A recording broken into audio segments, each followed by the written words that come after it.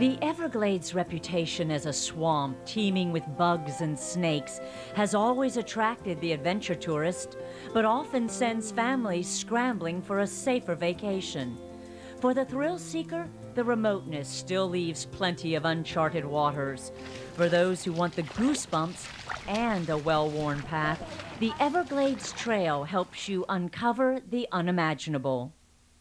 It's very important that the American people understand the significance of the Everglades.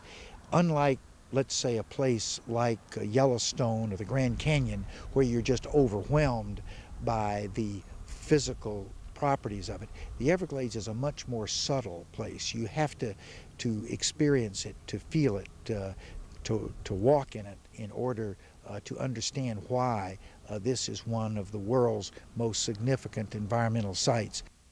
That subtle beauty may be an acquired taste.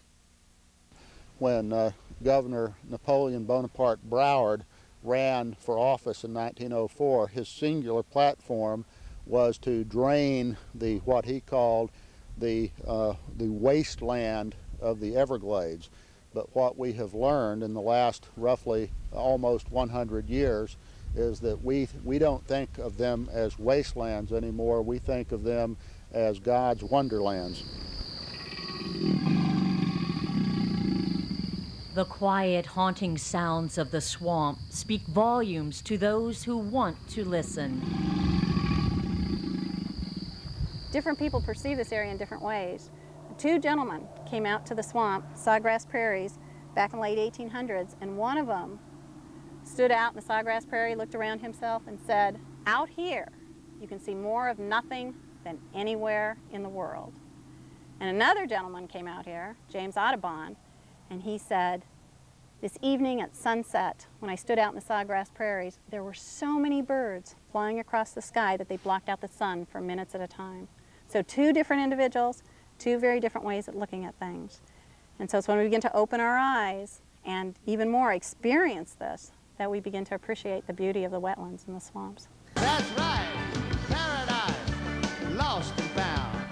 Paradise, take a look around. The story of the Everglades is the story of water. A wet season and a dry season. Huge amounts of rain fall in the wet season, as much as 60 inches between May and October. The dry season brings flocks of birds rarely seen anywhere else on Earth.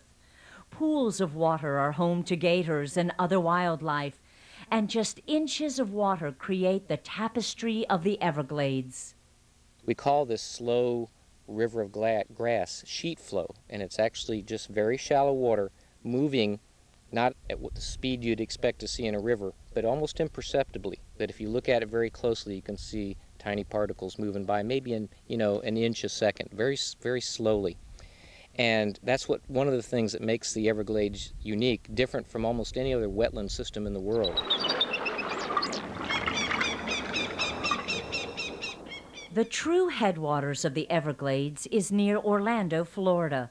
So our journey on the Everglades Trail begins at the river's source, the Nature Conservancy's Disney Wilderness Preserve. Well, you're right. We're actually located quite a ways from Florida Bay. It's probably a 4-hour drive, couple hundred miles. But the water that actually originates here in this area, Central Florida, the headwaters of the Everglades, does make its way through many different wetland systems down into Florida Bay. So a drop of water really could start up here and end all the way up down there.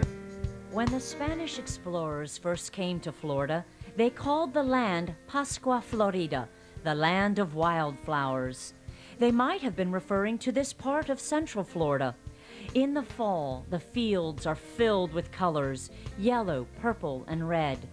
The upland pine community is home to a huge diversity of grasses, herbaceous plants, as well as wildflowers growing among the shrubs and palmettos.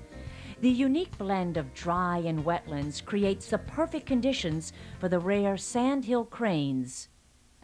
The Florida sandhill crane is one of our listed species. It's state threatened. They are resident, so they don't migrate, so they're here year-round. During half the year, they're very territorial, and they nest in marsh setting, which has open areas around it for foraging. Grass, insects, roots, they eat a variety of things. It is actually a very rare species because it's limited to that particular habitat mix here in Central Florida. Like the early conquistadors, horseback is the perfect way to travel through this unforgiving terrain. And as amazing as it sounds, some of the trees may have been here when those first explorers traversed the area. That particular cypress there is between 300 to 400 years old.